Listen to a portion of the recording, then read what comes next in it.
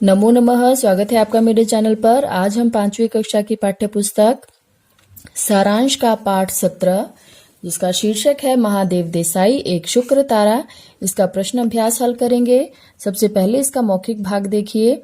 महादेव देसाई का नाम किसके साथ जुड़ा है? उत्तर गांधी जी के साथ। प्रश्न 2, गांधी जी को पंजाब जाते हुए किस स्टेशन पर गिरफ्तार किया गया था? उत्तर हरियाणा में पलवल स्टेशन पर। प्रश्न 3, महादेव भाई स्वयं को गांधी जी का क्या कहते थे? उत्तर हम्माल अर्थात भोज ढोने वाला कुली। प्रश्न 4, गांधी जी अचानक कहाँ जा बैठे थे? उत्तर मगनवाड़ी से चलकर गांव की सरहद के एक पेड़ के नीचे जा बैठे थे। प्रश्न 5, महादेव भाई ने गांधी जी की किस आत्मकथा का अंग्रेजी अनुवाद किया? उत्तर सत्य के प्रयोग। इसका लिखित भाग देखिए। पहला प्रश्न है, महादेव देसाई को शुक्र तारे के समान क्यों कहा गया है? उत्तर शुक्र तारा तेजस्वी होता है और अल्पकाल के लिए चमकता है। उसी प्रकार महादेव देसाई का जीवन अल्पकाल का था परंतु तेजस्वी था। अल्पकाल का अर्थ होता है थोड़े समय का, काल होता है समय और अल्प होता है थोड़ा।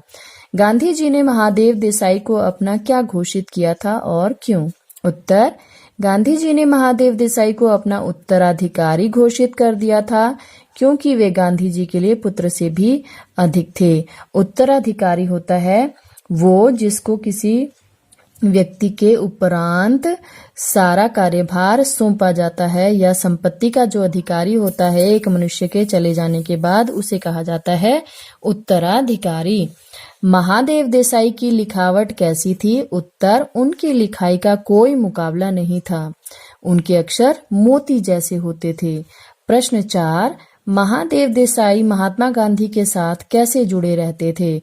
उत्तर वे गांधी जी का लेखन संबंधी कार्य संभालते थे। गांधी जी की लगातार चलने वाली यात्राओं में वे सदैव शामिल रहते थे। प्रश्न 5, महादेव देसाई के गुणों का उल्लेख कीजिए। उत्तर महादेव देसाई एक प्रतिभा संपन्न व्यक्ति थे। उनकी लिखाई का कोई मुकाबला नहीं था। वे तीव्र गति से लिखते थे। प्रश्न 6, महादेव देसाई की अकाल मृत्यु कैसे हुई?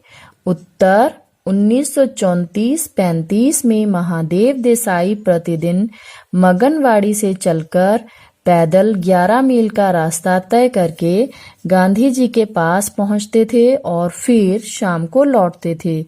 इसका उनके स्वास्थ्य पर प्रतिकूल प्रभाव पड़ा। प्रतिकूल होता है विपरीत, तथा उनकी अकाल मृत्यु हो गई। इसके आगे के प्रश्न देखने के लिए हम अपनी पाठ्य पुस्तक की ओर चलते हैं। सही उत्तर पर ठीक का चिन्ह लगाओ। पहला है महादेव देसाई महात्मा गांधी के पास कब पहुंचे? इसका उत्तर होगा 1917 में। प्रश्न 2, जलियांवाला बाग कांड कब हुआ? उत्तर होगा 1919 में।